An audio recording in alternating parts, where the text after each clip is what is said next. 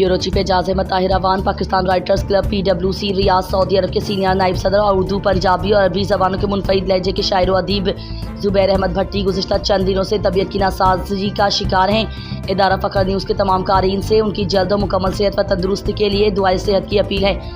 PWC के मरकज़ी सदर अंजुमन इंजीनियर नबीदुर रहमान, वलीद एजाज अवान और दीगर मेंबरान ने भी ज़ुबैर अहमद भट्टी की सेहत व कामला व दाखिला के लिए दुआ की है।